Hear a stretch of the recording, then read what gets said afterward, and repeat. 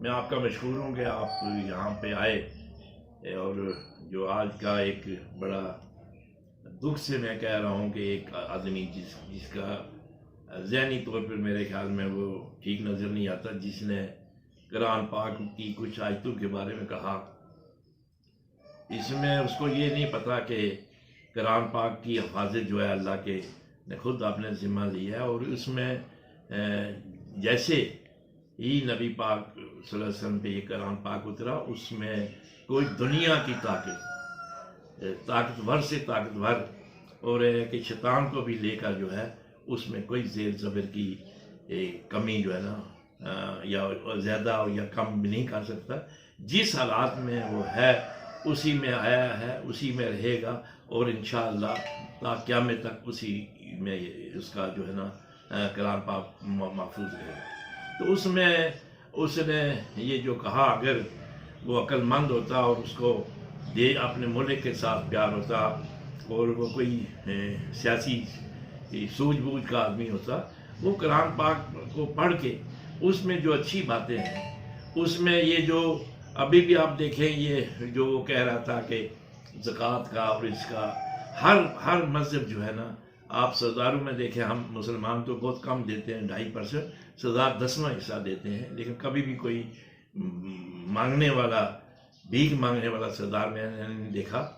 وہ سردار ہی نہیں جو اس طرح بھیک مانگے، لیکن اگر یہ اس قسم کے وہ پڑھتا، اور یہ جو ملک اس وقت کرائسس میں ہے، یہ جو ہے نا ہمارا جو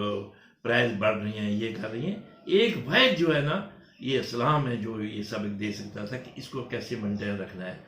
امیر سے امیر آدمی نہ بنے، غریب سے غریب نہ رہے۔ وہ یہ تھا کہ زکوٰۃ، عشر، اس سے جو بھی ہیں لوگوں کی، غریب آدمیوں کی خدمت ہے۔ اور میں اب تو کیا کہوں کہ کسی اس کو یہ بھی نہیں کہہ سکتا ہوں وہ کس مسئلے کا ہے، لیکن اس کے بھائی نے جو کل ایک انٹرویو دیا، اس نے کہا کہ ہمارا ان سے کوئی تعلق نہیں۔ آپ دیکھیں کہ انہوں نے کتنا ان کے جو علماء حضرات ہیں، ان کے جو آپ بیانات پڑھیں گے، ان کے آپ یہ اصلاحی پروگرام دیکھیں گے، آپ حیران ہو جائیں گے۔ آپ اس کو یہ وہ بھول گیا کہ آیت اللہ خمینی، جس نے کہ امریکہ جیسی طاقت کو چیلنج کر دیا تھا، وہ چیلنج کو بم سے نہیں کیا تھا، اس نے قرآن پاک کو پڑھ کے کہا تھا کہ اس قسم کی آیتیں ہیں، اس قسم کا ماحول ہے کہ نہیں۔ ایسے لوگ،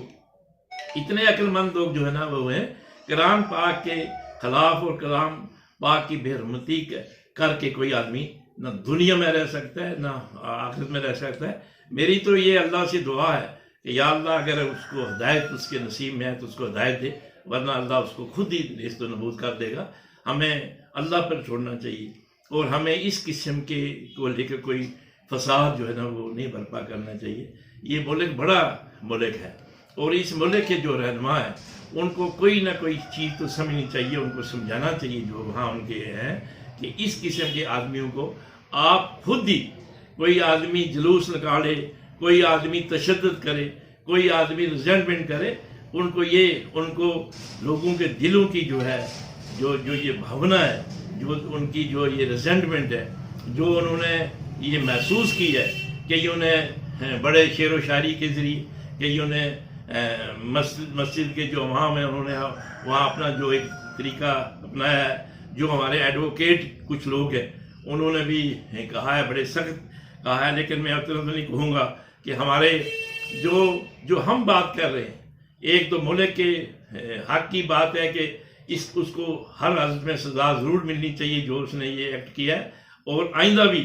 جو ہے نا تاکہ اس قسم کو جھوٹ نہ کر سکے۔ جس نے بھی اس کا ایسی کوشش کی، اور اس نے بعد میں جس اسلام کو پڑھا، جس وقت اس نے قرآن پاک کی تعلیم کو پڑھا، تو انہوں نے جو اسلامی اسکالر ہیں ان سے بڑھ چڑھ کے جو ہے اس میں حصہ لیا۔ یہ جو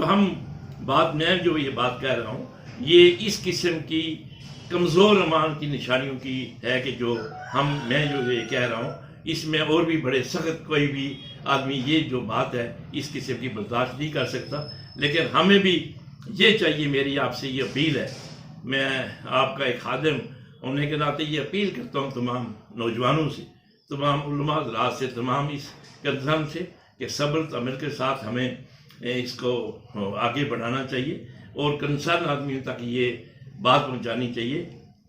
کہ یہ کسی اسٹیٹ کا مسئلہ نہیں، یہ کسی ایک کی سڑک اور اس کا مسئلہ نہیں، یہ اتنا حساس مسئلہ ہے کہ اس مسئلے پر، اس کے خلاف بولنے والے پہ انسان اپنی جان بھی دے سکتا ہے۔